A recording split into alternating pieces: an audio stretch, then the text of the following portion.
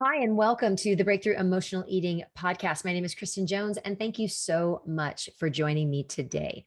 So, today's episode was inspired it was inspired by something that started about 3 weeks ago. And I don't think it had really hit me how much of an issue this was until I started I did a 21-day program, a 21 day jumpstart.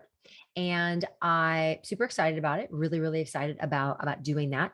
And so one of the things about my program and when people work with me is that I tell them that you have to eat what you love, and you also have to write down ahead of time. And so I see people's menus, and there's definitely a correlation between people who still are in that diet mentality and um those that let that are able to let that go, and how much they're able to lose weight. And so I really felt like, oh my gosh, I think this is really necessary. Like this podcast, and I did one a long time ago, but y'all, we can't hear things one time. We can't even hear things two times. We have to hear things like seven times and seven different ways. So I'm revisiting something that I talked about way back in the beginning, way back when I first started doing my podcast. And so I felt like it was time. It was time to revisit this topic. So we are going to talk about the name of this podcast is Stop the Diet Madness, and we're going to talk about why diets don't work and what you can do to lose weight that does not involve dieting. Because I can promise you, you can do it, and you absolutely can do it. And not only can you do it, but you can do it, and that is the key to keeping the weight off. Because as we all know, everyone can lose weight. It's keeping it off that we can't do.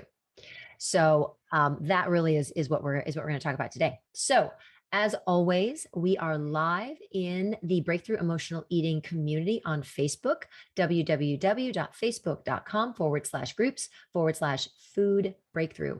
And if you are not a part and not a member of the group, you want to come join us. Again, amazing group of like-minded individuals who are seeking to understand their emotional eating better and are wanting to take steps in learning how to manage it, and then learning how to really get it under control so they can live their lives and not have food be the focus of their lives.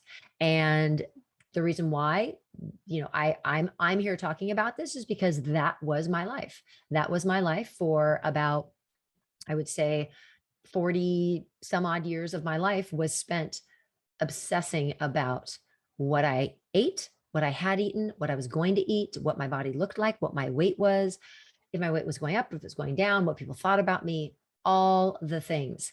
And, I've been able to really not only take myself through something that I created, but also then help many, many women be able to kind of lose that diet mentality, lose that I have to be on a diet, I have to be counting calories, I have to be counting carbs, I have to, reduce my carbs, blah, blah, blah. All of that, and I've been able to help them lose weight and then keep it off. So I really feel like this is something, again, this is something that I'm super passionate about, because it's not the way you have to live your life. In order to get to the weight that you want to be at, you do not have to live your life on a constant diet, or go on a diet, lose the weight, and then live in fear of what's going to happen and how you're going to, if you're going to gain it back. So actually right now I want to stop, and I want to ask all the folks in the Facebook community who are watching. Thank you so much for joining me. What I would love for you to do is, or I'd love to hear from you if that resonates with you, the whole piece of like, yeah, I can lose weight and I can do all that, but then I get to my goal weight and then I am scared to death about what's going to happen. I just want you to put fear in the comments. Just comment with fear if you understand that and you get that and you're like, yeah, that's me. That's totally me. I can lose weight. I can do it. I can just buckle under, but then I get there and I'm so scared. And then inevitably the weight comes back on, and it doesn't just come on, it comes on with a little bit more, little bit extra. So, and that's really what we really want to address. So the four things I'm going to talk about today is why diets don't work. Secondly, why I came up with this whole idea or this whole concept of eating what you love and losing weight, where that came from. And then the third thing is the three whys of eating what you love. Why is that so important? Why do we need to do that? And so that's super, super important. And then finally, how do you actually do it? What do you actually need to do in order to make this happen, to make the foods that you love, to eat the foods that you love and actually lose weight? Because I know a lot of people will say, well, I don't, I get what you're saying, but I can't do it. Like I can't do it. I'm not losing weight. And I get that. I get that. And we're going to talk about what the whys are. Okay. So let's do this. Okay. So the first thing, why diets don't work. Well, one of the things that's super interesting is there have been a ton of what am I calling it? Studies done, scientific studies done of people who have lost weight and, lost weight, gained weight, lost weight, gained weight, all of that. And all of the diets have been analyzed, have been looked at to see what their efficacy is, to see if people should actually be using them, if they're safe, all that, all the things. So it's pretty crazy that at any one time, almost a third of Americans are on a diet. Almost a third of Americans are on a diet at any given time. And we can, it's amazing that we can keep the weight off, sometimes 6 months, sometimes a year. But the year is usually that tipping point, and that's where people start to lose it. And that's where the weight starts to come back on. So we can usually go 6 months, things can stay pretty consistent, but you get to that year and there's a huge drop off in how many people can actually sustain that weight loss.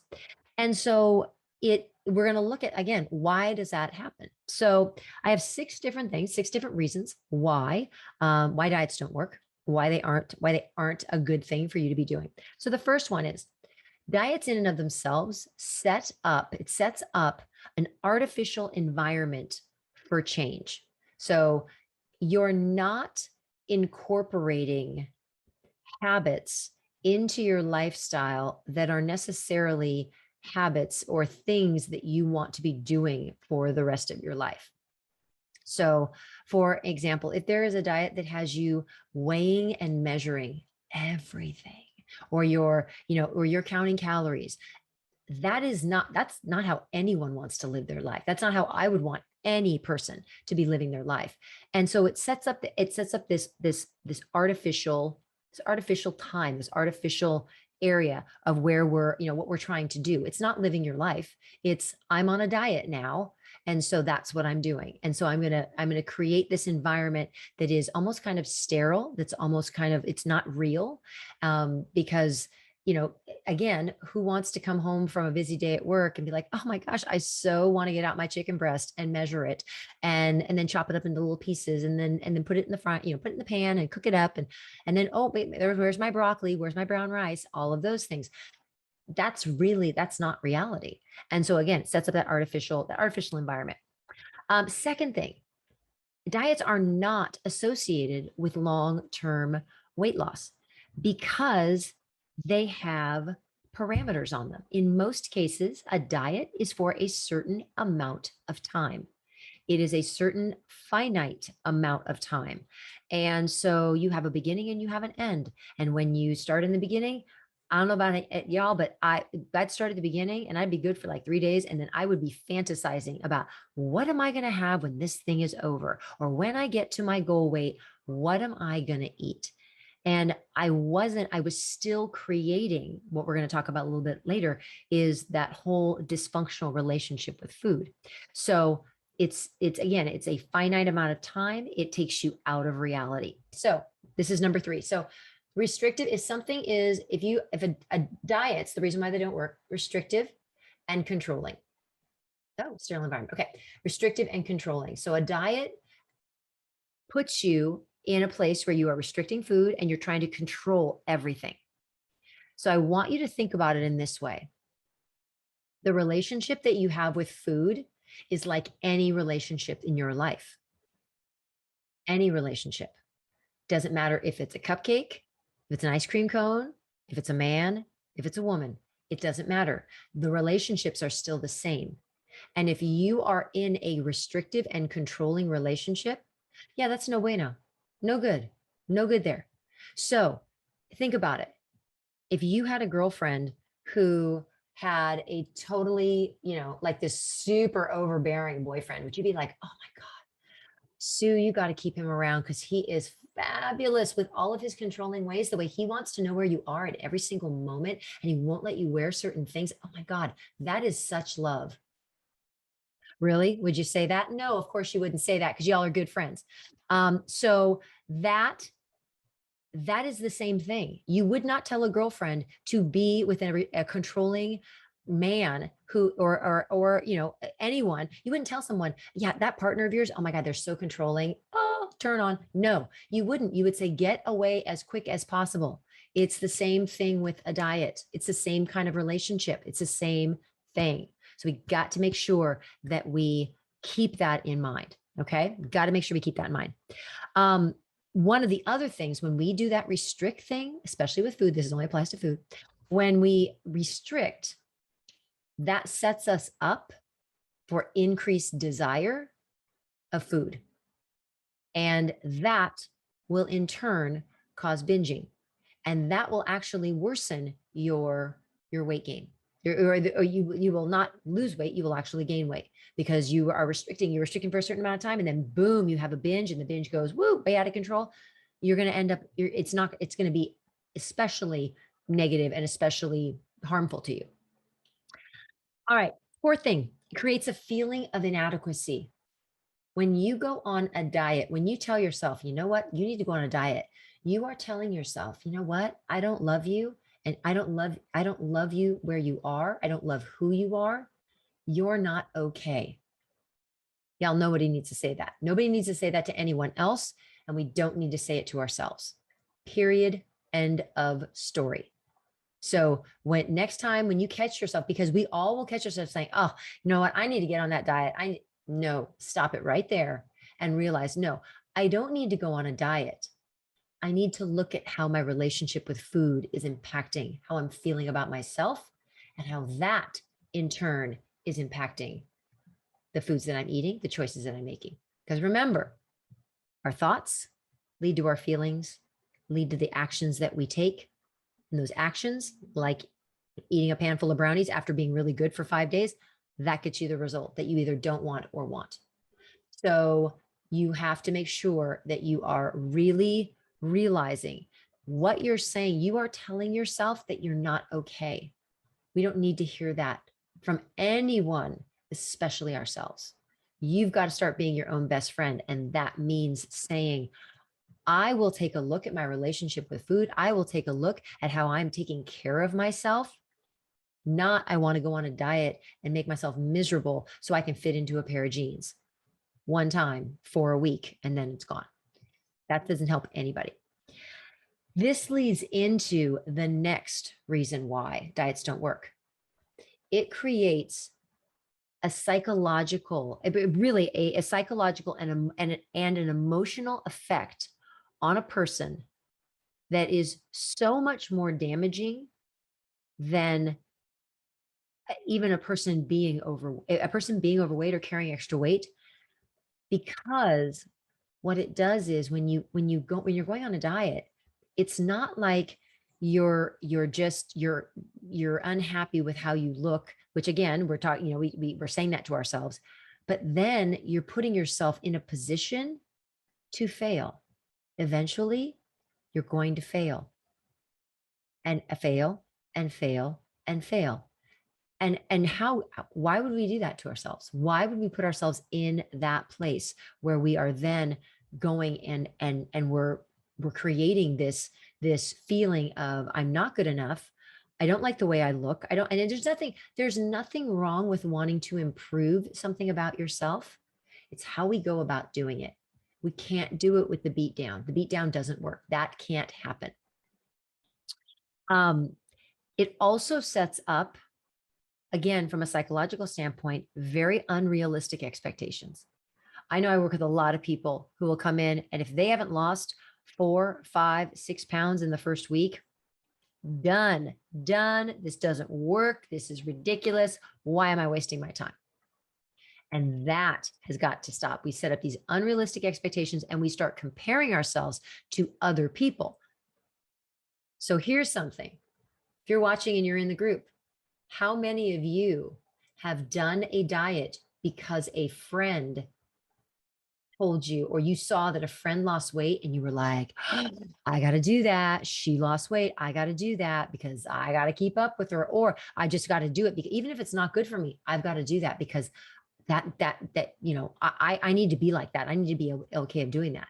If you have, I want you to put in the group, if you can remember, what diet was it? What diet did you go on just because somebody was like, well, I'm not a keto basher, but I went on keto and I lost 35 pounds. And then you went on keto and you were like, oh my gosh, how did she not kill someone? So I really want you to think about what did you do in that area? How have you bought into that? Because all of us have done it. All of us have done it. I've told you that story. I know I told the story about the South Beach diet, that somebody at my school where I worked lost a bunch of weight on the South Beach diet. I went on it for a week and I couldn't fit into my pants afterwards. I mean, my pants were not that tight. And then I went on it for a week and literally could not put my pants on. I was so upset. I was so upset. And again, this is way farther down the line, but yeah, I mean, totally one of those things. Absolutely. And the last thing, and this is something that we're going to come back and talk about a little bit more, but a diet places not only people, but food in categories of good and bad. Because I'm going to tell you, I think all of us at one point or another, I know I have good food, bad food, food that you eat when you don't care, foods that you eat when you're on a diet, and never should the two meet. I mean, they're so totally separate. So that's how we do it with food. But how do we do it with people? We do it with ourselves because we equate, if I eat good food, that means I'm a good person because I could follow that diet and that makes me good. Yeah, I hate to tell you, it doesn't make you a good person. It just makes you obedient. That's not a good person. Same thing with when you eat something. If you term something as being bad, you are essentially saying you are bad. You are a bad person because you ate that. And that, again, no one needs to be told that. And you certainly do not need to be telling yourself that. That's not the thing. We can't do that. So again, the good food, bad food thing has got to go. And we will talk a little bit more about that. So how did I kind of, where did the beginnings of this whole thing of eating what you love and eating things that, eating foods that you love and losing weight, how did that come to be for me? Well, it actually it's about 15 years in the making. And the first time I did it, didn't work at all because I didn't understand the psychological piece. I didn't understand the emotional piece, and I did not understand how my brain worked. And so what I tried to do was I tried to mimic what my father had always done for my entire life. My dad's weight has not changed more than 5 pounds his entire life. And he was always, it's always the same weight. And I'd watch him, and it's not like he didn't eat the man loved grilled cheese, nachos, always beer after work, dry roasted peanuts. I mean, he wasn't a big sweets eater, but he definitely loved food, really enjoyed eating food. Never saw him restrict, nothing like that. And I was just fascinated by the way he ate. And so it was one morning, I was up with my parents. I was up at their house, and we were going to a doctor's appointment and for my mom, and he was making himself a sandwich, and he was making a sandwich like my mom had taught him how to do, which she taught me how to do, which was, you make a peanut butter and jelly sandwich. If you remember eating a peanut butter and jelly sandwich, if you hadn't eaten one in a long time and you're like, oh, I could never have that. Yeah, That's what you need to be eating. You need to eat peanut butter and jelly sandwiches. They're fabulous.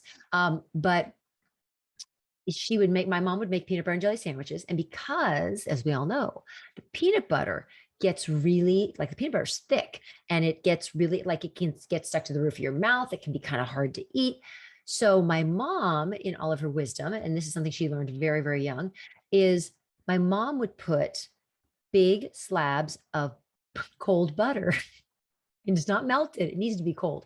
Cold butter chunks mixed in with the peanut butter. So it acts like a food lube. So the peanut butter and the jelly and the bread can slide down your throat without you choking on it. It's all for love. It's all for no choking purposes. But I watched my dad make this sandwich and I was just fascinated. Like, oh my gosh, he does that all the time. Like, how is he doing that? And so if I remember correctly, I asked him and he was just like, you just stop. Like, you just have some chips and then you put them away, you stop eating them and you put them away. And that's the way it is. And I was just like my mind was blown. And I tried it for a little bit and I just couldn't handle it. I couldn't handle it because I didn't have the psychological part. I didn't have the the mental aspect of it. I didn't understand how my brain worked. I didn't understand how my brain fought me all the time when it came to losing weight. And that's another reason why diets don't work. Oh my gosh, that just came to me. Diets don't work because your brain doesn't want you to lose weight. Your brain does not want you to change. It wants you to stay exactly as you are, and it will fight you tooth and nail. That's why it only takes a little bit of time. You start off really enthusiastic, and then by like the third or fourth day, you're like, oh my God, I can't do this. It's because your brain is telling you, you can't do this. No, this is wrong. And your brain doesn't like it because it's scary, because it's change, it's new, it's different, does not like it. So it's fighting you. So really, that's another huge reason why you got to stop dieting, because your brain doesn't want you to do it. It's going to fight you all the time. All right. So anyway, I watched him, witnessed him, thought it was a great idea, didn't work for me at the time because I wasn't ready for it. I was not emotionally or mentally. And I also did not have enough knowledge about myself. And I'm also about how not physiologically, but also emotionally, how all this works. So, that was just the beginning. That was always planted there. And I was always thinking that, God, that'd be so cool if I could just figure that out and then teach people how to do that. It'd be so cool. And figure out for myself more than anything else. And then I did. So, and I did through working with a life coach and looking at some other things, but that really became, but it always came from watching my dad and watching how he ate and watching how he navigated his own weight. All right. So the 3 reasons why you need to eat the foods that you love. Why do we need to do this? Why? Why do we need to do it? So there are 3 really solid reasons why we've got to eat what we love. So the diets, yeah, we need to stop those and we need to eat what we love. I'm going to ask in the comments, and you can ask yourself this at home as you're listening to this on the podcast. How many of you, I'm not asking you if you eat what you love, but how many of you truly know what foods you love, what foods you would love to eat? How many of you know? Yes or no? It's a yes or no question. Do you know the foods that you love to eat? That's the first question. Don't answer yet, because I want you to have your answer of, do you know the foods you love? That's your first answer. You're going to put this in the same post. Y'all are so cute. You're all so getting excited that you know what you love.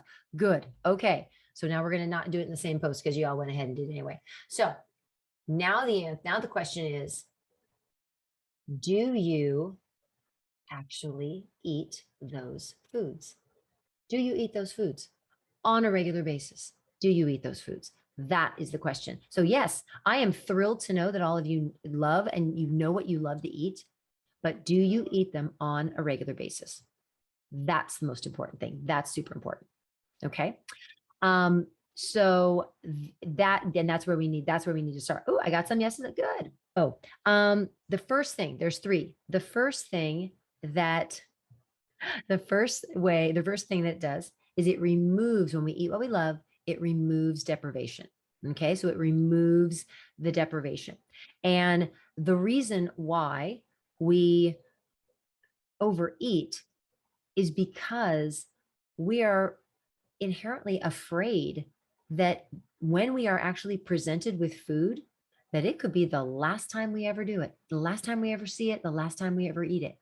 And that causes us to have this fear of like, oh my God, this is going away. Like I'm not going to be able to eat. I'm never going to be able to eat this again. I better eat as much of it as I can, as much as I can.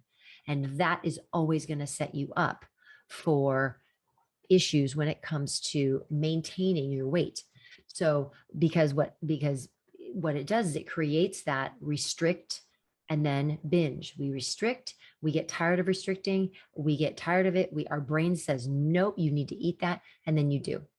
So that is really those things are really important, really, really important, because you have to make sure when you take the restrictions away, and this is what people don't really understand, is when you take restrictions away and food just becomes food and it's always available to you, you don't need to eat the whole bag of chips.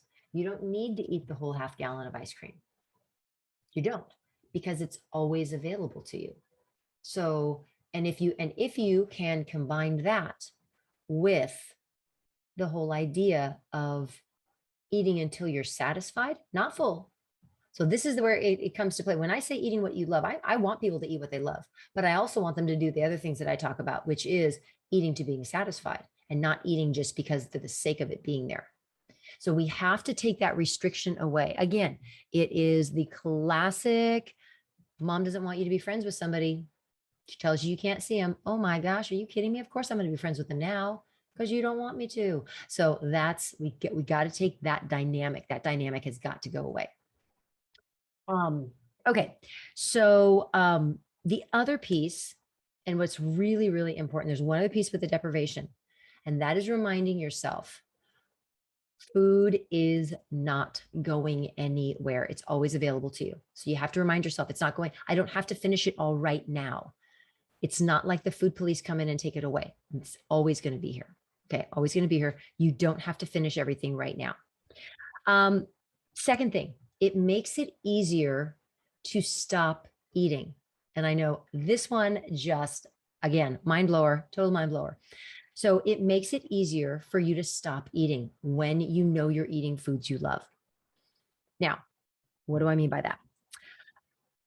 There is a certain degree of not only physiological, but also psychological satisfaction that you get from eating food. I don't know about anybody else, but I don't get any physiological or psychological, excuse me, satisfaction from eating cauliflower. I don't. I don't. I'm going to own that. I don't. And I don't think any of you do either. You're not like, oh my God, I want to curl up on the couch with my Netflix, with my episodes of Yellowstone, and I want to eat some cauliflower. No, there's no satisfaction from that. Zero, none. So food is supposed to be enjoyable. Okay. Food is supposed to be enjoyable, but we've taken it to this huge extreme where we have this feeling of, oh my gosh, I can't, I couldn't eat because I won't stop. And that's where we have to kind of pull back and be like, hold on a second. If we can recognize when we feel psychologically satisfied, that's when we're going to be in good shape. So, a little story. The reason why this, and again, the other reason why this whole thing started for me, just this, my whole journey with this was I had tried every diet under the sun, and I was doing a 30-day detox, and I could not stick to the plan. Like, could not stick to the plan. And I'm a pretty disciplined person. Could not stick to the plan. Like I would eat my dinner. I'd make my dinner, eat my dinner, and I would 15 minutes would pass by, and I'd be like, what do I need to eat now? I was stuffed. I was full. I was totally full, but I wasn't satisfied with what I'd eaten because it really wasn't what I wanted to eat. I really didn't want to eat it. So I really like, there wasn't a degree of satisfaction.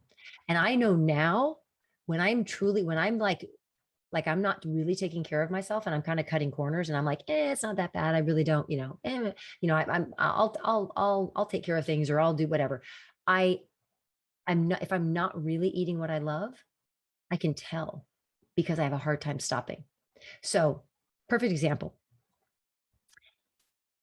Say you're at and a lot of my girls know this. If you're, when you hear this, um, you'll know this story because we talk about this all the time. So, um, perfect example of why you need to eat what you love. So say you're out with a girlfriend, you're having coffee. Your girlfriend orders a big cinnamon roll. She orders a big cinnamon roll, and she orders a big cinnamon. We're going to come back to cinnamon rolls. They're going to be a theme here. She takes a big cinnamon roll, has it, and she offers you a bite, and you're like, no, I really can't. I can't have. No, I'm going to say no, I can't, because cinnamon rolls aren't something you eat. So you finish your little time, your tea, your coffee, whatever. And about 2 o'clock in the afternoon, all of a sudden, you're still thinking about that cinnamon roll that you didn't have any of, that you denied yourself. And that cinnamon roll is haunting you. And now you're like, okay, I need to eat something because I denied myself that. I was so good. And I said no to the cinnamon roll. I deserve to have something now. And so then you plow through the refrigerator eating, you know, carrots and hummus and, maybe some chips and guacamole or something. But you eat like 1,000 calories worth or 500 calories worth of carrots and hummus and, all these healthy things that are in your fridge because you're on a diet. But you just keep eating because you're never satisfied.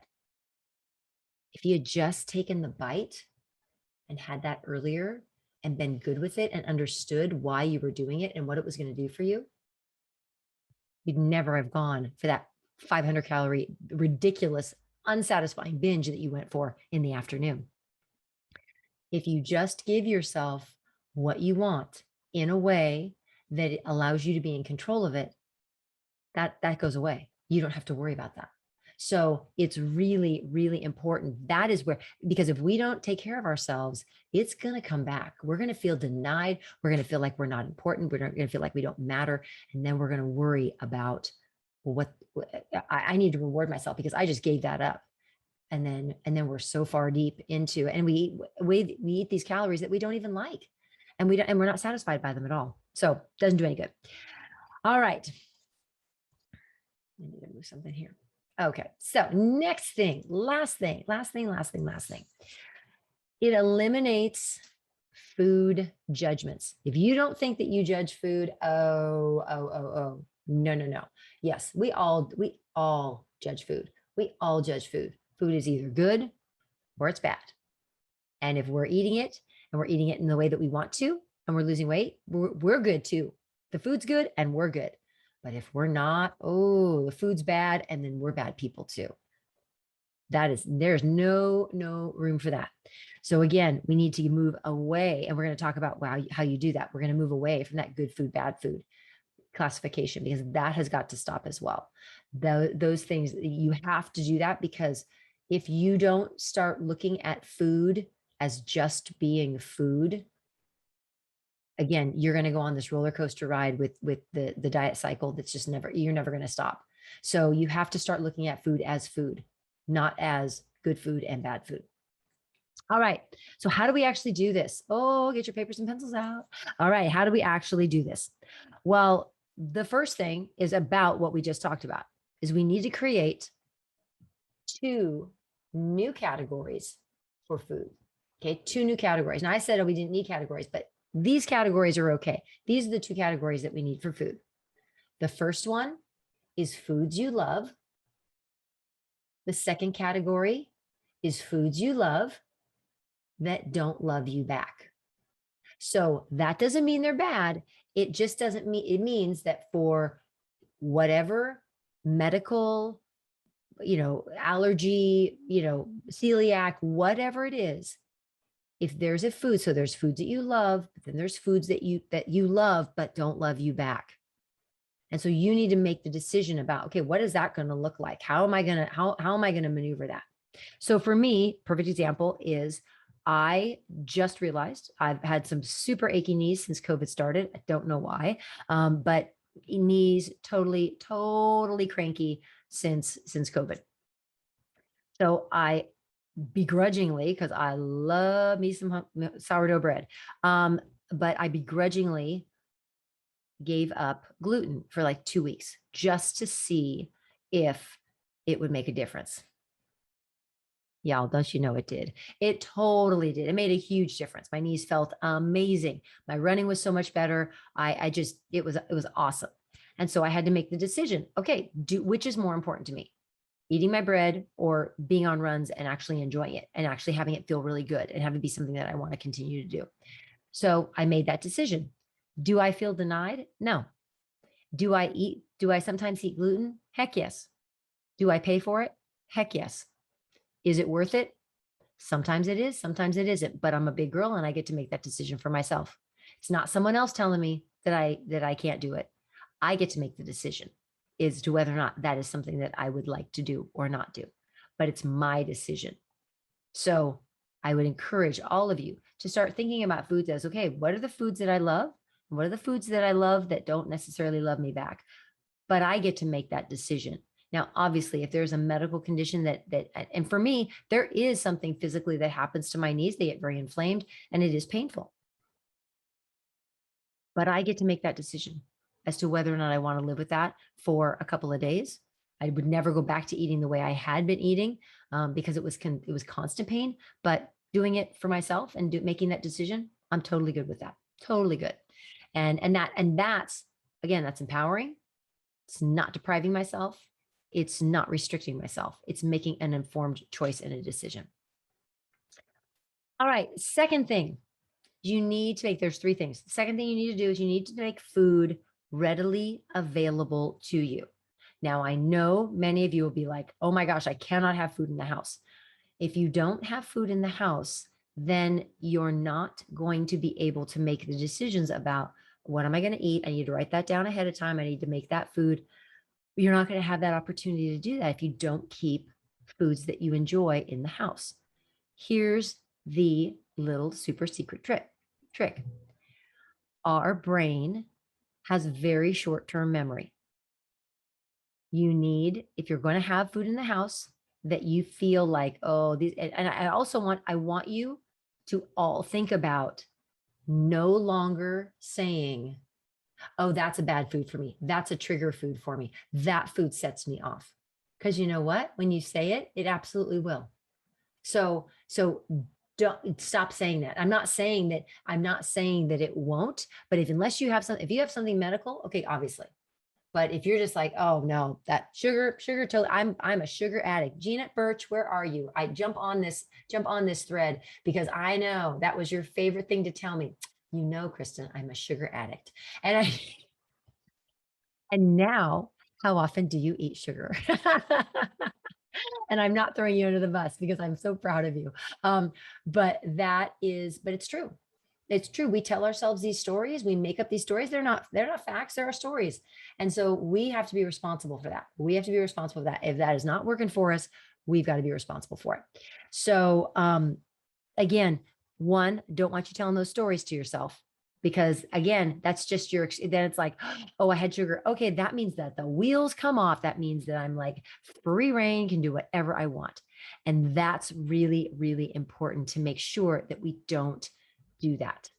Okay, that we don't do that. But we also have to make foods accessible to us because we actually have to be able to eat them. We have to actually have if we have other people in our lives that want food too, we can't be we can't be controlling other people's behavior as well. So what I would recommend, and this is why the brain works, take the food, and the food is not easily accessible by eyesight. So you put it in the back of the cabinet. You know, sometimes I forget what's in the cabinets because I just don't go in there and I forget about it. And I don't even remember what's there. Or I forget there's ice cream because the freezer's not that organized. So, you know, maybe it's don't have it in eyesight. But always know that if you, yep, I can't have sugar. That was Gina's thing. Yeah. That was a story that she was telling herself. Yeah. Um, and oh, she had shrimp, rice, and veggies tonight. The fact that Gina's eating rice is just like amazing. And I'm so proud of her. Um, so yeah, that's definitely a yes, out of sight, out of mind. Thank you, Lori Jansen. Absolutely true. All right. Third thing. The last thing you need to do is you need to ask yourself some questions and you need to be very, very honest with yourself and call yourself on the carpet. When you're making your meal plan, you have to ask yourself, what do I truly want? And how will eating this make me feel?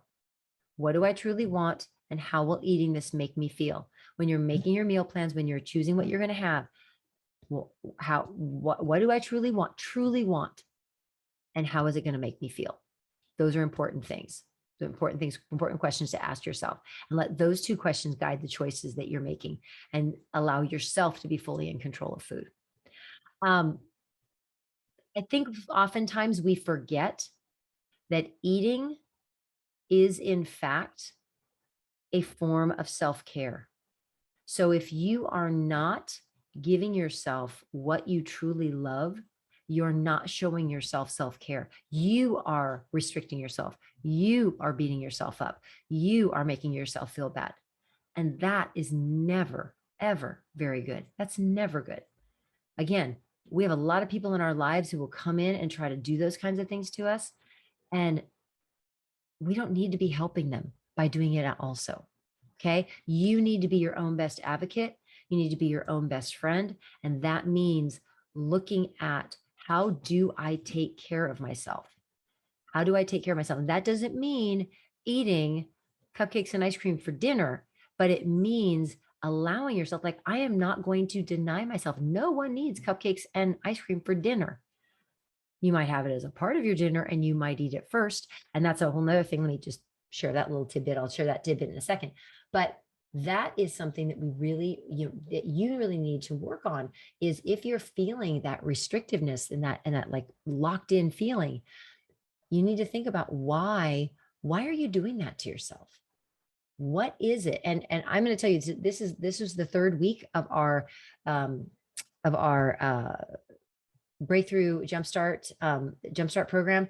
And I'm just going to tell you, there have been so many, like, talk about breakthroughs. There have been so many amazing realizations that have come out of this last week in particular, when it comes to recognizing, like, why do I feel the way I do around food, and where does this come from, and what's the root cause. And so a lot of that, it's been huge to have that happen. And that's really what I want people to really take the time to look at. Like, what is it that is causing me to feel this way? Why am I feeling like I'm not worth it? Why am I not taking care of myself? That's not good. We need to be taking care of ourselves. We need to be able to be giving ourselves that care that we need. And food is just another way of doing that. But it's not putting yourself on a diet and restricting and saying, oh, I'm going to lose this weight no matter what, and that's showing myself love. No, that's not. That is absolutely not, because there is another way.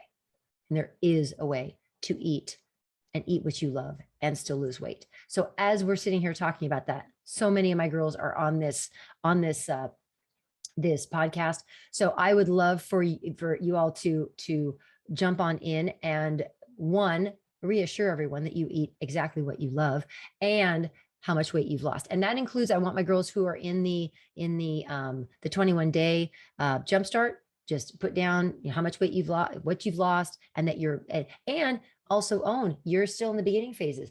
Have you been eating what you love, and are you going to change that now?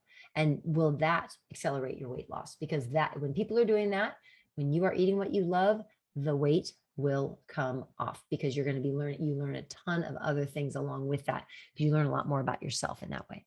So I thank you so much for coming. Just as a little wrap up and a little tie this up with a bow, I want to remind everyone that the 6 reasons why we don't diet: artificial environment, it's not going to be long term. It's not going to last long term. It's restrictive and controlling. It creates a feeling of being inadequate and not being good exactly as you are. Um, a psychological and emotional impact on how you feel about yourself and your value of yourself. Um, and it also places foods in categories, good foods and bad foods. Holy moly, Julie, you've lost 7.5 pounds since the jumpstart. Girl. So Julie, what's your total? You have to come back and put your total weight loss is. Debbie, my girl, 48 pounds since mid-February. There we go. Missy has been eating pizza, frozen custard, and brownies, and she's lost 25 pounds since April. Melissa's lost 7 pounds, losing weight and saving money because she's not eating nearly as much as she was eating. Lori Jansen ate in the jumpstart. Nice. Julie, 54 pounds since the start. Sherry, 7 pounds in jumpstart, eating what I like. I love that. That's awesome. So y'all, if you are listening, absolutely, I will definitely give a definition. Someone asked for a definition of satisfied versus full. Satisfied versus full is very different for each person. So one of the things I teach a strategy on how to do this, and it takes practice. And I want my girls to jump in and just remind and say, yes, it takes practice. Yes, sometimes you forget. Yes, sometimes you're not present and you eat too much. You eat kind of mindlessly. Look at Karen with her 10 pounds. That's awesome. It's really important that every person, I can't tell you what it feels like to get to satisfied as opposed to full. But I can tell you how I gauge it, and what I gauge it as: when I am at satisfied, I feel like I could get up, and if I had to, if something happened to someone, I could run and sprint to them and I could save them. Like I'm not unencumbered. I'm not encumbered. I'm not like something's holding me back. It's I could go out and I could, I could move around. I could have do a little dance or whatever, but I could do that in order to be at a place where it's not going to weigh me down. I'm not going to feel weighed down. I love this that Melissa said every meal is a practice. Absolutely, it's a practice. Lori Jansen said eat half of the meal and see how you feel, and that's one of the tips that I give everyone. You split your meal in half. You eat the first half, and you give. And I remember Julie Pope said this, and said this was very, very powerful for her. Is that we give a break time, so you eat half your meal and you stop and you sit for like 2 or 3 minutes. And that's where you really realize that you're no, I love this. That's you're going to be at satisfied. Julie Pitts writes, the first time you sigh when you're eating, okay, you're probably done. You probably don't need any food. Do we eat more? Yeah, most of the time, but you don't need to. And that's what you learn. Okay. Ladies, thank you so much for chiming in, because that really is, it really is. It's important for everyone to know that it takes practice, and we talk about this all the time. We talk about this on our coaching calls. Eating out. Oh, Betty, eating out is so much easier. I think eating out is way easier than eating at home. Oh, I have 100%, because it's a controlled amount of food. 100%. Totally agree. Totally think that and buy into that completely. Absolutely, completely. All right. Well, thank you all for listening on the podcast. We kind of just went on a little side rant there, but that's okay. So appreciate y'all. Appreciate it. And I hope that this really helped. I hope that the concepts that we talked about today were things that you could understand, and the reasoning behind it, because that's what I think is the most important thing. People have to understand the reasoning behind why we're doing this. It really is. It's to let you be free. It's to give you freedom. And that's really what I want. Is I want you to feel that freedom of being able to do this, and be able to really, because I know many of you, I mean, I saw the responses on the, I saw the responses, and I responded to what you said on the post from Monday. And many of you were like anxious, scared. I'm going to be out of control. All of these things. It's not how I want you living your life, period. Okay. I want food to be a part, not all of it. Okay. So that's why we're here. That's why I'm here to teach you those lessons and help you be able to kind of move your way through this. Britt, I'm glad I gave you lots to think about. That's awesome. Okay. Y'all have a great rest of your night. Podcast fans, thank you so much. Remember, www.facebook.com/groups/food breakthrough. Do you want to come and be a part of the group? That would be amazing. We'd love to have you. And Melissa, I will give Jackson a hug from you. Absolutely. I will. Okay. Thank you all, everybody. Have a great night. And I'll see y'all soon. Okay. Bye.